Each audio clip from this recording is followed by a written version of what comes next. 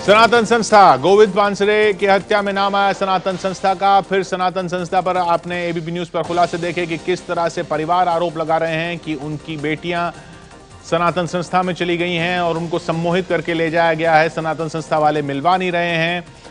आज एक बड़ा खुलासा आपने एबीपी न्यूज पर देखा कि किस तरह सनातन संस्था से जुड़े हुए लोगों ने यह भी बताया कि उनको मिलिट्री ट्रेनिंग भी दी गई थी। तो तमाम आरोप, तमाम विवादों में सनातन संस्था, लेकिन ये सनातन संस्था करती क्या है, इसका मकसद क्या है, इसके संस्थापक ने कैसे फैलाया ये साम्राज्य, देखिए। She is your best friend. Then everybody is my that's better. But the most best friend is Krishna. Great. That's why everybody likes you. अपने आश्रम की एक बच्ची के साथ बातचीत करते ये हैं डॉक्टर जयंत बालाजी आठवले। विवादों में घिरी सनातन संस्था की नींव इन्होंने ही रखी। समर्थकों की नजर में ये भगवान से कम नहीं है। दावा किया जाता है कि उनके अंदर चमत्कारिक शक्तियां हैं। इस दावे के समर्थन में संस्था की तरफ से डॉक्टर आठवले की कुछ तस्वीरें पेश की गईं।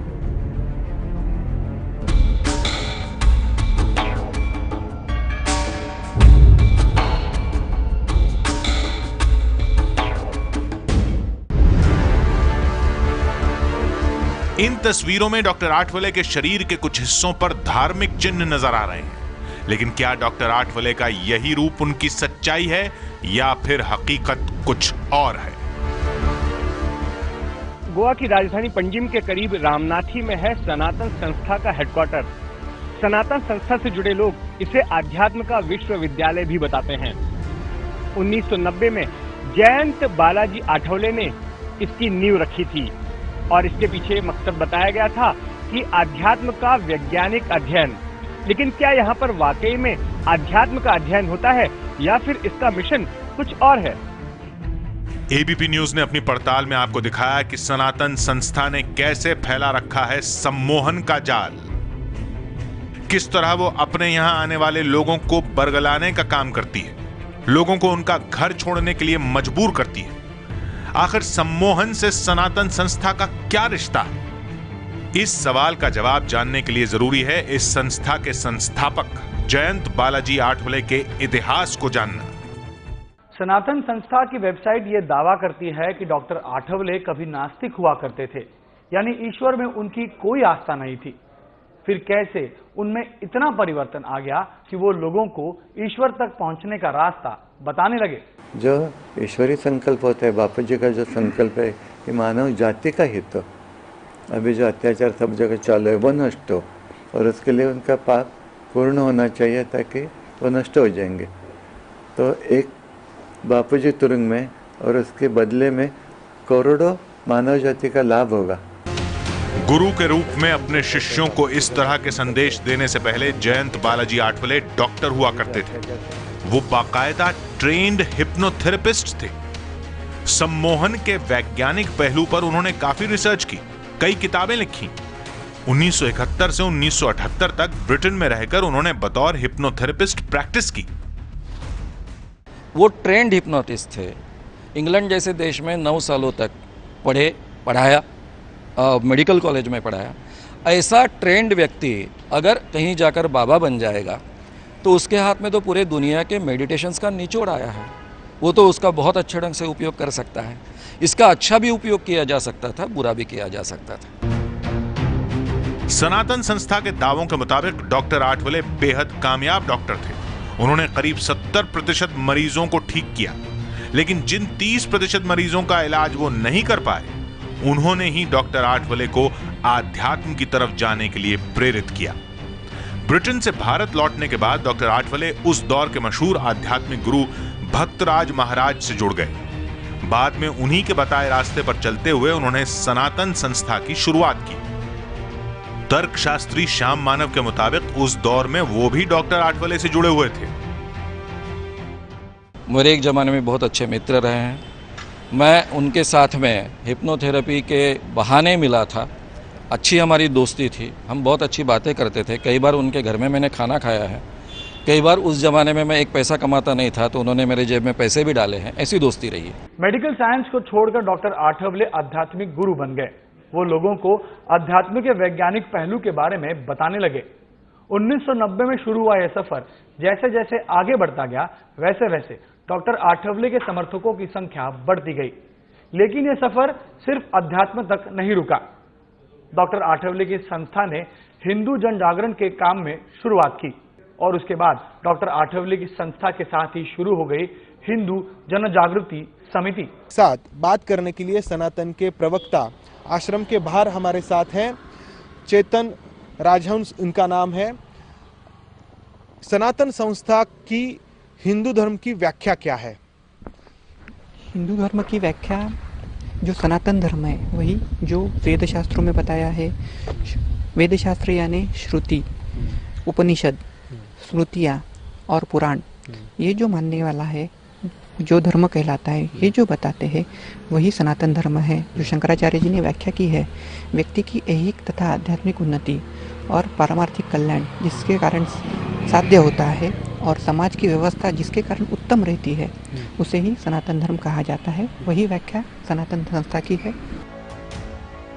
सनातन संस्था के प्रवक्ता के मुताबिक साल 1999 में स्थापना के बाद से सनातन संस्था हिंदू जन जागरण का काम कर रही है। सनातन संस्था की इस इमारत में करीब 350 साधक साधना कर रहे हैं और उनके खाने पीने रहने की सारी सुविधाएं की जा रही हैं। यहाँ आने वालों में एक बड़ी संख्या विदेशियों की भी है। सनातन संस्था का हेडक्वार्टर तो गोवा में है, लेकिन इसकी शाखाएं पूरी दुनिया भर में फैली हुई हैं। मेलबॉर्न, ब्रिस्बेन, न्यू जर्सी और दुबई तक में इसकी शाखाएं हैं। यहाँ पर सवाल ये उठता है कि क्या सिर्फ लोगों के चंदे भर से ही संस्था इतनी तेजी से आगे बढ़ती जा रही है? आखिर डॉक्टर आठवले ने कैसे इतना बड़ा साम्राज्य खड़ा कर लिया और इसके पीछे उनका मकसद क्या है? उनके जितनी भी किताबें हैं और सनातन प्रभात है, उनमें क्या क्या लिखा रहता है। सबसे पहले आज जो कुछ दुनिया में है, चाहे वो पार्टीज हो, चाहे न्याय व्यवस्था हो, चाहे एजुकेशनल सिस्टम हो, शेयर मार्केट हो, जो भी है ये सब सिस्टम्स गलत है। इनको नष्ट करना चाहिए और ये नष्ट कर कर डिवाइन राज्य उनको लाना है, ईश्वरीय राज्य लाना है। ये नष्ट करना चाहिए, इसका मतलब ये बदलना चाहिए ऐसा नहीं है। नष्ट करना चाहिए, इनको किल करना चाहिए।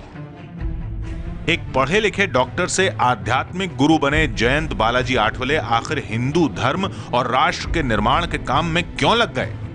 आप ये जानकर हैरान होंगे कि डॉक्टर आठवले लोकतंत्र को भारत की बर्बादी का जिम्मेदार मानते हैं। इसीलिए वो हिंदू राष्ट्र बनाना चाहते हैं। हिंदू जन जागृति समिति की वेबसाइट पर डॉक्टर आठवले ने लिखा है कि अगर कोई दवा कारगर साबित न हो तो डॉक्टर दूसरी दवा देता है। लोकतांत्रिक व्यवस्था में पिछले 67 साल में भारत कहीं नहीं पहुंच पाया है। वहीं हिंदू बदलाव लाने के लिए कोई कदम नहीं उठा रहे हैं। हिंदू राष्ट्र की स्थापना के लिए देशभक्त नागरिकों और हिंदुओं को एक साथ आगे आना होगा। हिंदू जागृति की वेबसाइट पर भारत को हिंदू राष्ट्र बनाने के लिए बाकायदा एक टाइमलाइन बनाई गई है, जिसके मुताबिक 2012 से 2015 तक हिंदू राष्ट्र के लिए हिंदुओं को इकट्ठा करने का काम किया जाएगा। 2016 से 2019 तक इन हिंदुओं की मदद से धर्म क्रांति लाई जाएगी। 2020 से 2022 तक धर्म आधारित शासन की नींव रखी जाएगी और 2023 से 2025 तक वास्तविक हिंदू राष्ट्र की स्थापना कर दी जाएगी। उन्होंने लिखा है कि जब हमारी धर्म क्रांति होगी, उस धर्म क्रांति के समय हम बस वगैरह ऐसी चीज़ें नहीं जलाएंगे। उस समय में हम क्या करेंगे, जो भी राजकीय पक्ष है, सर्व राजकीय पक्ष जो है, उन सब राजकीय पक्षों के जो भी धर्मद्रोही पुढ़ारी होंगे, उन सबको हम मार डालेंगे। डॉक्टर आठवले और उनकी सनातन संस्था के ये विचार ये बताने के लिए काफी हैं कि आध्यात्म की आड़ में ये संस्था उग्र गतिविधियों में शामिल है। इस संस्था पर बैन की मांग करते हुए 2011 में बॉम्बे हाईकोर्ट में एक PIL डाली गई। इस PIL में कहा गया कि सर्बिया में सनातन संस्था को आतंकवादी संगठन घोषित करके उस पर बैन लगा दिया गया था। भारत में भी सनातन संस्था पहली बार कुछ ऐसे ही आरोपों की वजह से चर्चा में आई। सनातन संस्था पहली बार सुर्खियों में तब आई थी जब साल 2007 में महाराष्ट्र ATS ने सनातन संस्था के 3 सदस्यों को एक नाटक के विरोध में मुंबई के उपनगरों में बम रखने के आरोप में गिरफ्तार किया था। इसके बाद साल 2009 में गोवा के मनगांव में दीपावली से एक दिन पहले नरक चतुर्दशी के मौके पर निकलने वाली नरकासुर यात्रा में एक स्कूटर बम धमाके में 2 लोगों की मौत हो गई। जांच में आरोप लगे कि इस स्कूटर बम धमाके में मारे गए दोनों लोग सनातन संस्था के सदस्य थे। इसके बाद पुणे के अंधविश्वास विरोधी कार्यकर्ता नरेंद्र दाभोलकर और फिर इस साल सीपीआई नेता कॉमरेड गोविंद पानसरे की हत्या के मामले में भी सनातन संस्था ही शक के घेरे में है। इतना ही नहीं, सनातन संस्था पर अपने समर्थकों को मिलिट्री ट्रेनिंग देने का भी आरोप है। गोवा की राजधानी पंजिम से करीब 80 किलोमीटर के फासले पर यह है वलपई इलाके का जंगल। ये वही जंगल है जिसका जिक्र सनातन संस्था के मैनेजिंग ट्रस्टी वीरेंद्र मराठे ने एक अंग्रेजी अखबार को दिए हुए इंटरव्यू में किया था। वीरेंद्र मराठे के मुताबिक ऐसे ही जंगल में सनातन संस्था के 15 सदस्यों को हथियार चलाने, रस्सी पर चलने, दुश्मन के हमले से बचने और जंगल में छुपने की ट्रेनिंग दी गई थी। चूंकि सनातन संस्था के पास लाइसेंसी हथियार नहीं थे, इसलिए ऐसे स्थानीय लोग जिनके पास में लाइसेंस वाले हथियार थे, उनसे उनके हथियार किराए पर लिए गए और सनातन संस्था के सदस्यों को हथियार चलाने की ट्रेनिंग दी गई। आध्यात्म, सम्मोहन और मिलिट्री ट्रेनिंग, आखिर इनका आपस में क्या कनेक्शन है? डॉक्टर आठवले सम्मोहन कला का इस्तेमाल कर उनके साथ आध्यात्म के नाम से जुड़ने वाले लोगों को एक खास मकसद के लिए तैयार करते हैं। यह आरोप है एक लंबे समय तक डॉक्टर आठवले से जुड़े रहने वाले श्याम मानव का। जो भी साधक वहां से यहाँ तक आते हैं, उनको इतना ब्रेन वॉश किया जाता है। ब्रेन वॉशिंग करने के लिए केवल प्रक्रिया चाहिए ऐसा नहीं है। हिटलर ने तो विदाउट प्रक्रिया ब्रेन वॉश किया था। बार बार एक बात अगर कही गई और एक डर का वातावरण पैदा किया गया तो आदमी ब्रेन वॉश होता है। लेकिन ये बहुत इंटेलिजेंट प्रक्रिया, कई गुना इफेक्टिव ब्रेन वॉशिंग होता है। इतना सुंदर ब्रेन वॉशिंग हो सकता है कि वो आदमी अपना थिंकिंग पावर ही लूज करे, वो रीजनिंग ही ना कर पाए। इस ढंग से ब्रेन वॉश किए हुए लड़के लड़कियां कभी आश्रम छोड़ के नहीं जाती। वो अपना स्वार्थ भूल जाते हैं, पूरी तरह त्याग करते हैं। हालांकि सनातन संस्था श्याम मानव के आरोपों को खारिज करते हुए उन्हें अपनी बातें साबित करने की चुनौती दे चुकी है। श्याम मानव ने इतना बड़ा गंभीर आरोप किया है कि संस्था लोगों का मानवीय बम तैयार करती है, हिप्नोटाइज करके लोगों का खून करवाती है। तो हम इस प्रेस कॉन्फ्रेंस के जरिए श्याम मानव जी को चुनौती देते हैं, एक आह्वान देते हैं कि हम हमारे 10 लोग जो समाज से सनातन के साधक नहीं है वो उपलब्ध करके देंगे और श्याम मानव उनको हिप्नोटाइज करके कोई भी एक क्रिमिनल एक्ट उनसे करवा के दिखाइए। अगर ये आपको संभव नहीं हो रहा है तो आप चुपचाप सनातन संस्था की रिटर्न में माफी मांगिए। 77 साल के बालाजी आठवले ने अपने इर्द गिर्द एक ऐसा जाल बुन रखा है जिसमें जो फंसता है वो निकल नहीं पाता।